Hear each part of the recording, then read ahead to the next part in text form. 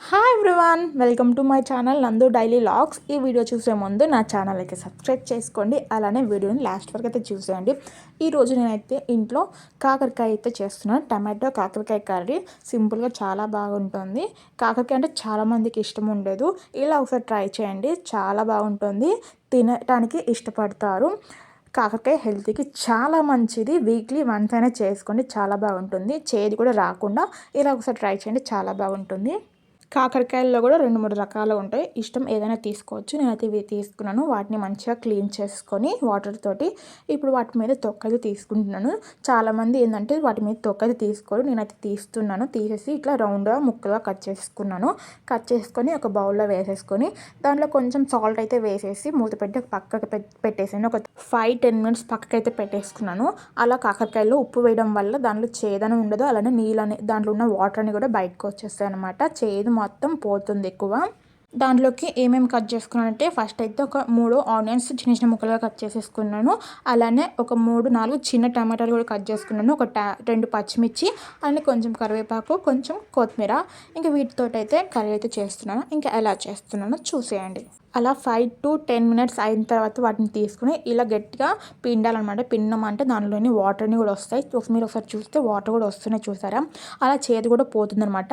అవి పక్కకి పెట్టేసుకొని ఇప్పుడు ఒక ప్యాన్ పెట్టేసుకొని స్టవ్ వెలిగించేసి దానిలో కొంచెం ఆయిల్ వేసి, ఆయిల్ హీట్ అయిన తర్వాత పిండిన కాకరకాయ ముక్కలను కూడా దానిలో వేసేసి ఒక 5-10 మినిట్స్ అయితే ఫ్రై చేసుకోవాలి. కాకరకాయలు కొంచెం క్రిస్పీగా వస్తాయి అనమాట. అలానే లైట్గా బ్రౌన్ కలర్లో వచ్చేంత వరకు ఫ్రై చేసుకొని పక్కకి పెట్టేసుకోవాలన్నమాట.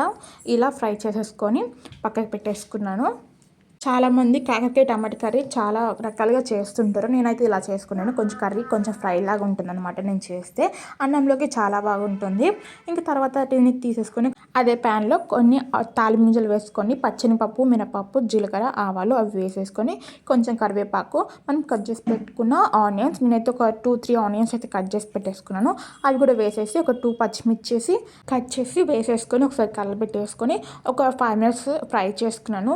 ఆనియన్స్ ఫ్రై అయిన తర్వాత దాంట్లోనే ఇలా ఆనియన్స్ ఫ్రై అయ్యేంత వరకు ఫ్రై చేసుకొని ఒకసారి కలిపెట్టేసుకొని అల్లం పేస్ట్ ఉంటే వేసుకొని, నా దగ్గర లేదని నేనైతే వేయలేదు, అల్లం పేస్ట్ కూడా వేసుకొని అలానే దాంట్లో కొంచెం పసుపు వేసుకొని ఒకసారి కలిపెట్టేసి దాంట్లోనే మనం ఫ్రై చేసుకున్న కాకరకాయ ముక్కలు కూడా వేసేసుకొని ఒకసారి మొత్తం మిక్స్ చేసేసుకొని మనం కట్ చేసి పెట్టేసుకున్న టమాటాలు కూడా దాంట్లోనే వేసేసుకొని దాంట్లోకి టేస్ట్కి సరిపడా సాల్ట్ వేసేసుకొని ఒకసారి మొత్తం మిక్స్ చేసేసుకొని మూత పెట్టేసి ఒక 5 మినిట్స్ అయితే కుక్ చేసుకుందాం. టమాటాలు మగ్గేంత వరకు కుక్ చేసుకుందాం.